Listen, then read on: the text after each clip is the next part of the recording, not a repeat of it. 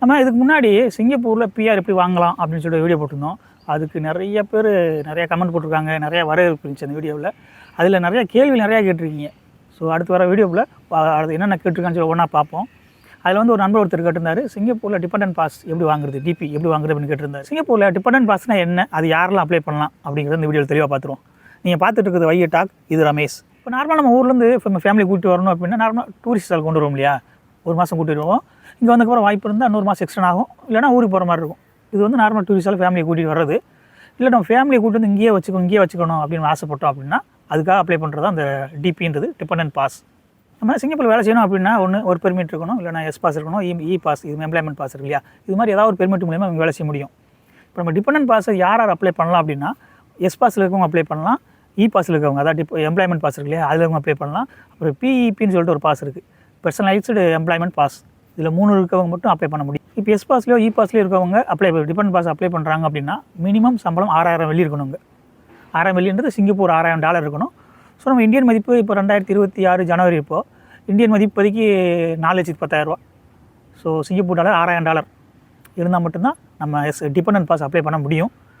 So apply பண்ணி நமக்கு கிடைக்கிற பட்சத்தில் யாரை கூட்டிகிட்டு வரலாம் அப்படின்னா நம்ம வீட்டில் இருப்பாங்க இல்லையா, ஒய்ஃபு ப்ளஸ் அந்த குழந்தைகளை கூப்பிட்டு வர முடியும் டிபெண்டன்ட் பாஸில்.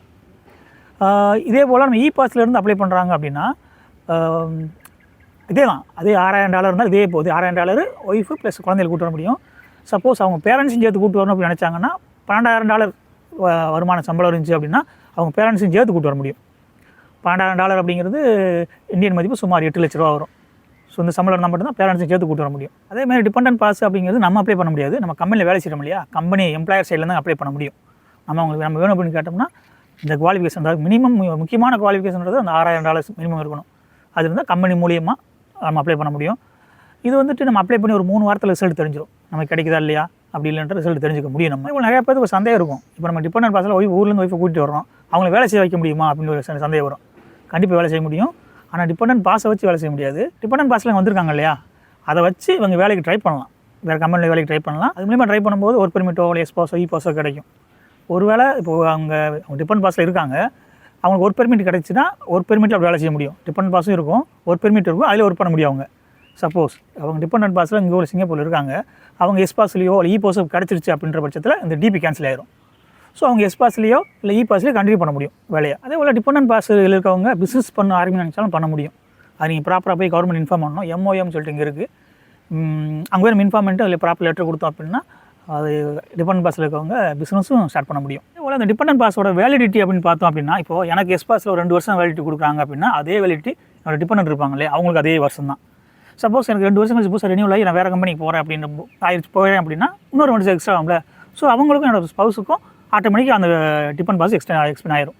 சப்போஸ் என்னோட பெர்மிட் கேன்சல் ஆகி நான் ஊருக்கு போகிற மாதிரி இருந்துச்சுன்னா அவங்க அது டிபெண்ட் பாஸும் கேன்சல் ஆயிரும்.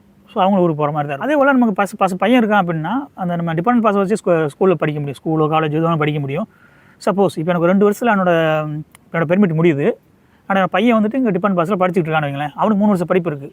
இப்போ மீதி 1 வருஷம் படிப்பு வேஸ்ட்டாக போகும் அப்படின்னு யோசிக்க வாய்ப்பு இருக்கு இல்லையா. 2 வருஷத்துக்கு அப்புறம் நான் ஊருக்கு போயிட்டால் கூட இன்னும் 1 வருஷம் பேலன்ஸ் இருக்கு இல்லையா, அவங்க இங்கேயே தங்கி படிக்க முடியும். அதுக்கு தனியாக ஸ்டூடெண்ட் பாஸ் தனியாக ஒன்று வாங்கணும், அவ்வளோதான். அதை வாங்கிட்டு அவங்க இங்கே முடிச்சுட்டு ஊருக்கு போகிற மாதிரி இருக்கும். ஸோ இந்த டிபெண்ட் பாஸை பொறுத்தளவுக்கு ரொம்ப சிம்பிள் ப்ரொசீஜர் தான், பெருசாக ஒன்றும் செலவு இல்லை. ஸோ கம்பெனி சைட்லேருந்து அப்ளை பண்ண போகிறாங்க. என்ன மெயின் குவாலிஃபிகேஷன் அப்படின்னும் போது மினிமம் சம்பளம் இருக்கணும். நம்ம இந்தியன் ரூபாய்க்கு 4 லட்ச ரூபாய்க்கு மேலே சம்பளத்தா மட்டும்தான் டிபெண்டன்ட் பாஸ் அப்படிங்கிறத வாங்க முடியும்.